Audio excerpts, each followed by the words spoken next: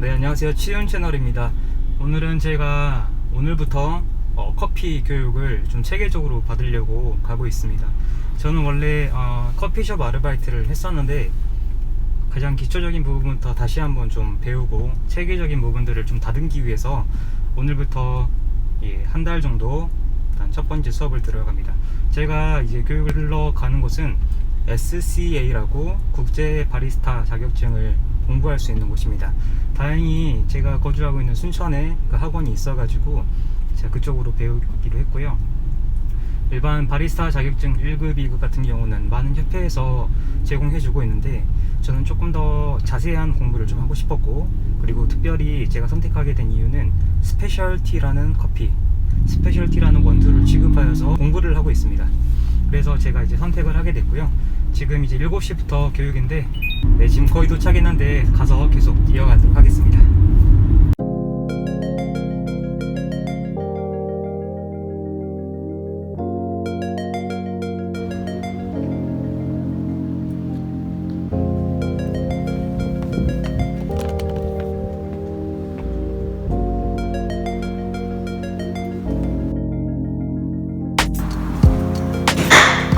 여기가 제가 교육을 받을 곳인데요.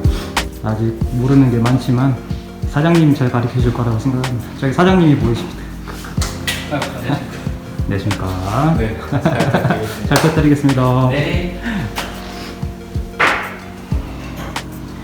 이제 이런 세세한 기능들은 차차 알아가게 될 거라고 생각하는데 신기하네요. 저희 학원은 다른 종류의 머신을 2대를 가져놨어요. 학생들마다 자기가 선호하는 이런 머신들이 다르기 때문에 똑같은 머신들이 아닌 작동 방법과 원리, 스팀 온도 다른 머신이 2대가 있다고 보시면 돼요. 궁금한 게 있었는데 네. 그럼 커피 머신에 따라서도 커피 맛이 좀 달라지나요? 일반적으로 커피의 구조에 따라서도 커피에 추출되는 맛이 달라지긴 해요. 안에 에스프레소 머신이 어떤 장치와 기능들을 가지고 있냐에 따라서도 추출되는 맛이 달라지기도 하기 때문에 좀 더 우리가 안정적인 추출의 커피를 만들기 위해서는 좀 더 고가의 머신들이 기능들이 많이 있다고 보시면 돼요. 그렇구나. 구조 자체도 안에 단일 보일러냐 아니면 두 보일러냐에 따라서 커피를 추출하는 맛들이 달라진다고 보시면 돼요. 그럼 커피 머신 두 가지가 다르다는 거는 어떤 게 다르다는 거죠? 지금 이 두 가지 머신은 둘 다 네.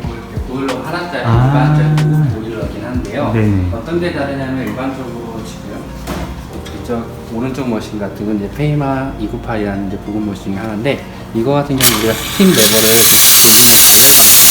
그래서 바리스타의 각자에 알맞는 압력을 조절할 수 있다고 보시면 돼요. 좀 약한 압력을 들고, 그리고 만약에 좀 강한 압력을 세게 트는 거예요. 그럼 압력에 따라서는 그 라떼 맛이 달라지는 건가요? 스팀 자체는 우리가 수증기로 치다 보니까 오랜 시간 동안 이제 스팀을 쳤을 경우 그 우유 속에 들어가는 수분들이 많아지게 되잖아요. 그로 인해서 좀 맹맹해질 수 있다는 단점이 있어요. 네. 그쪽 이쪽 머신 같은 경우는 이렇게 레버 형식으로 돼서 어떻게 보면 우리 초보자분들한테는 좀 편할 수 있는 그런 머신이라고 보시면 돼요. 일반적으로 초보자분들이 가장 선호하는 머신은 이 머신이고요. 숙련된 바리스타분들이 많이 선호하는 머신은 이 오른쪽 머신이라고 보시면 돼요. 여러 바리스타들이 자기 각자마다 취향이 다르시기 때문에 이렇게 다른 머신의 두 종류가 있다고 보시면 돼요. 그러니까 손님들이 몰려오는 이런 시간들이 많은 그런 매장들은 주로 이제 우리가 듀얼 보일러 안에 이 머신 아래 보게 되면 뜨거운 물을 데우는 보일러가 있어요. 그 보일러가 2대짜리가 있어요. 그 2대가 하나는 추출수를 관련하는 보일러고 하나는 스팀 압력을 관련하는 보일러라고 보시면 돼요. 단일 보일러 같은 경우는 이 스팀압과 추출 온도를 같이 사용하는 보일러다 보니까 우리가 추출을 많이 하게 되면 증기압이 약해질 수도 있고, 그럼 증기압을 많이 쓰게 되면 물의 온도도 빨리 떨어질 수 있다는 단점이 그럼 단일 보일러 같은 경우는 그 시간당 몇 잔 이렇게 계산하는 그런 건가요? 머신에 따라서도 회사에 따라서도 물의 온도를 얼마만큼 빨리 끓여주는 이런 능력 차이들이 많이 있긴 있는데 평균적으로 우리가 이제 피크 시간대 한 10잔 이상 뽑아지게 되면 이제 물의 온도가 보일러 안에 이제 물의 온도들이 떨어지기 시작해요. 보일러 안에 이제 물이 빠지게 됨으로써 물이 보충되잖아요. 찬물이 보충되면서 물의 온도가 떨어지는데, 이런 싱글 보일러 같은 경우는 이제 우리가 보일러 안에 이제 물이 떨어지고 새로운 물이 유입되게 되지만 같이 스팀까지 같이 시게 되면 그 보일러 안에 압력이 떨어지게 되잖아요. 그럼 물이 끓어오르는데 물이 원래 온도로 올라오는데 시간이 오래 걸리게 돼요. 그만큼은 나중에 추출력이 떨어지게 되거든요. 커피는 뜨거운 물에 얼마나 우리냐에 따라서 이렇게 커피 맛이 얼마나 추출되냐 이렇게 바뀌게 되는데 이게 단일 보일러 단점은 그런 피크 시간에 추출수나 스팀을 많이 쓰게 되면 물의 온도와 스팀 압력이 떨어지는 단점이 있어요. 로부스타 자체는 처음에 워낙 좀 기본적으로 흙내랑 이런 잡내, 우리가 집 냄새라고 하거든요. 이런 냄새가 좀 강한 원두이기 때문에 열을 로스팅 할 때 이 잡냄새들을 강불로 해서 좀 날려줘야 돼요. 그래서 이렇게 적게 로스팅을 하게 되면 그 흙맛도 이런 게 날아가지 않기 때문에 맛이 안 좋게 돼요. 그래서 이런 저가형 커피들은 그래서 대체적으로 보게 되면 이런 강배전의 원두 색깔을 많이 띠게 돼요. 이렇게 기름지고 좀 강하게 로스팅 커피를 많이 보셨죠? 이거보다 근데 더 진할 거예요. 그렇죠? 최고로 잠깐 내려서 그 커피의 맛의 차이에 대해서 한번 보여드릴게요. 이제 핸드드립은 이제 두 개 다 어떻게 보면 큰 틀을 보면 핸드드립이에요. 핸드드립이라는 게 우리가 손으로 내는 커피다 보니까 포괄적인 내용인데 우리가 이런 핸드드립 다양한 추출 도구들이 있어요. 지금 제가 이 앞에 두고 있는 이건 클레버, 이게 핸드드립에 따라서 이건 칼리타라고 하는데 이런 추출 도구 모양에 따라서 이름이 다 달라지고 추출되는 방식도 다 달라요. 그래서 어떤 추출 도구를 이용해서 핸드드립을 내냐에 따라서도 커피가 어떤 맛을 강조하고 어떤 향을 강조하는 커피의 성분을 얼마만큼 뽑아내는 이런 다양한 레시피들이 있다고 보시면 돼요. 모양을 봤을 때는 비슷하게 생겼죠? 이 안에를 봐보세요. 나선? 여기는 나선 모양의 뭔가 이렇게 우리가 리프라고 하는데 이거 선이 있죠. 근데 여기는 그 선이 거의 아래만 있잖아요. 이런 모양에 따라서 추출 속도가 달라져요. 이건 추출 속도가 훨씬 더 빠르고 반대로 이 고노는 추출 속도가 반대로 느려요. 고노가 원래 예전에 개발된 모형이었는데 이게 추출되는 속도가 워낙 느리고 그런 단점이 있어서 이 하리오가 개발이 된 거예요. 그래서 이런 정통 추출 방식도 있고 이런 단점을 보완한 이런 하리오 추출 방식. 이제 커피는 비율이 있어요. 가장 맛있는 비율. 우리가 일반적으로 골든컵이라고 하거든요. 1대 15에서 1대 20이라는 비율이 가장 맛있는 비율이에요. 물과의 비율을 말씀하시는 거죠? 내가 예를 들어서 1g을 원두를 사용했을 때 물을 15g에서 20g 사이로 추출하는 게 가장 맛있는 추출이라고 보시면 돼요.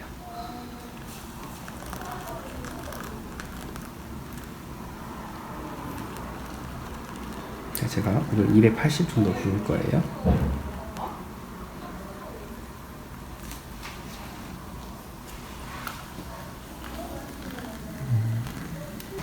2분 30초가 되면 제가 추출 이거 먼저 부었기 때문에 이거 먼저 뺄게요.